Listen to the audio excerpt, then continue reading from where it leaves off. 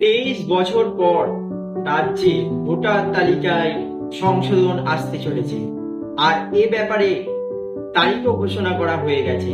বিস্তারিত ইনফরমেশন আমি আপনাদেরকে দেব এসআইআর এর ব্যাপারে। তার জন্য অনুরোধ পুরো ভিডিওটি দেখার জন্য। এ রাজ্যে শেষবার এসআইআর হয়েছিল 2002 সালে এবং তারপরে 2025 সালে নির্বাচন কমিশনের নির্দেশ অনুযায়ী আবারও এসআইআর হবে এবং তার জন্য 28শে অক্টোবর থেকে 3রা নভেম্বর পর্যন্ত চলবে প্রশিক্ষণ প্রক্রিয়া এবং 4ঠা নভেম্বর থেকে 4ঠা ডিসেম্বর পর্যন্ত চলবে এর গণনা প্রক্রিয়া।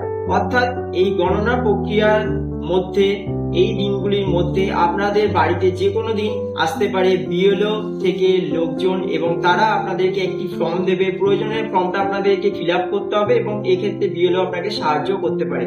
একটি বাড়িতে একটি বিএলও প্রয়োজনে 3 বার যেতেও পারে।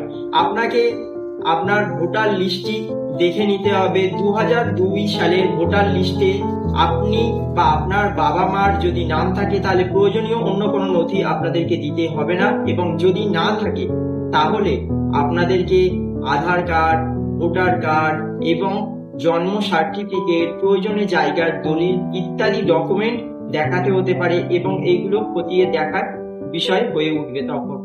এবং এরপরে চলে আসছে গণনা প্রক্রিয়া, এবং গণনা প্রক্রিয়া হয়ে